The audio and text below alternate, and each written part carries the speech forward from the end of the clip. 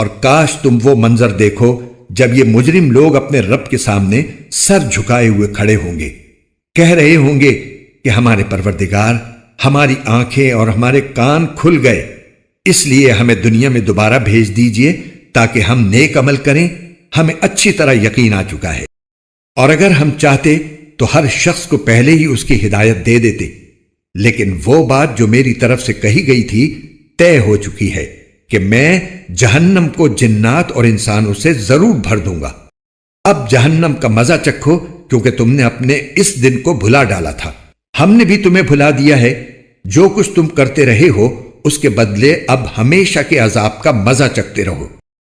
ہماری آیتوں پر تو وہ لوگ ایمان لاتے ہیں جن کا حال یہ ہے کہ جب انہیں ان آیتوں کے ذریعے نصیحت کی جاتی ہے تو وہ سجدے میں گر پڑتے ہیں اور اپنے پروردگار کی حمد کے ساتھ اس کی تسبیح کرتے ہیں، اور وہ تکبر نہیں کرتے۔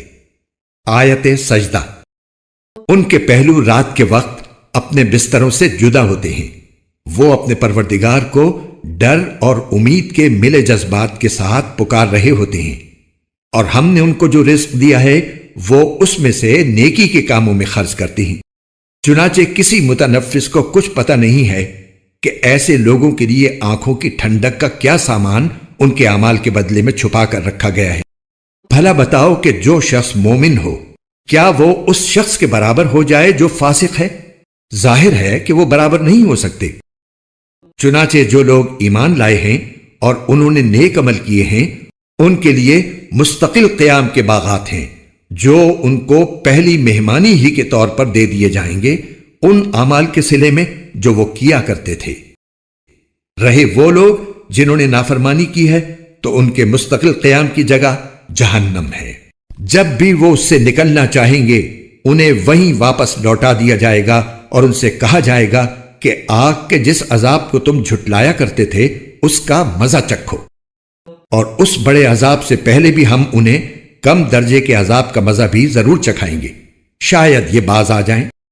اور اس سے بڑا ظالم کون ہوگا جس کو اپنے پروردگار کی آیتوں کے ذریعے نصیحت کی گئی تو اس نے ان سے منہ موڑ لیا۔ ہم یقیناً ایسے مجرموں سے بدلہ لے کر رہیں گے۔ مفتی محمد تقی عثمانی۔ آیت نمبر 13 تفسیر۔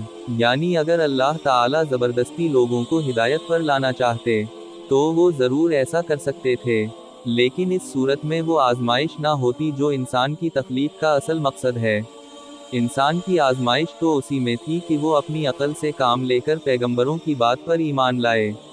جنت اور جہنم کا آنکھ سے نظارہ کر لینے کے بعد اس پر زبردستی ایمان لانے میں کوئی آزمائش نہیں۔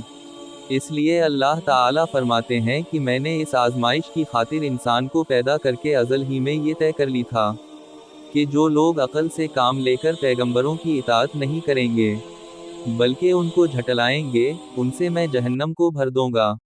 آیت نمبر 15 تفسیر۔ یہ سجدہ کی آیت ہے جس کی تلاوت کرنے یا سننے سے سجدہ تلاوت واجب ہو جاتا ہے۔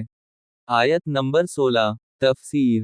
یعنی رات کے وقت وہ نمازیں پڑھتے ہیں، اس میں عشاء کی نماز بھی داخل ہے جو فرض ہے اور تہجد کی نماز بھی جو سنت ہے۔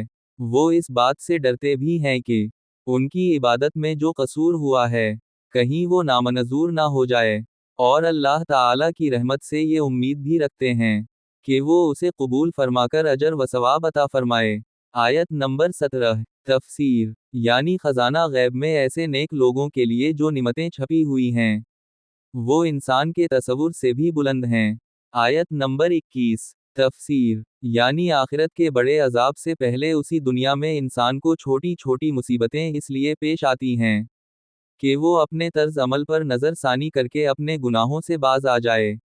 سبق یہ دیا گیا ہے کہ دنیا میں پیش آنے والی مصیبتوں کے وقت اللہ تعالیٰ سے رجوع کر کے اپنے گناہوں سے توبہ کرنی چاہیے اور اپنے طرز عمل کی اصلاح کرنا چاہیے۔ قرآن کے اردو اور ہندی ترجمہ اور تفسیر کے خوبصورت ایمان افروز ویڈیوز کو دیکھنے کے لیے ہمارے چینل قرآن دین اور دنیا ایپ کو لائک، سبسکرائب اور شیئر کیجیے۔ شکریہ۔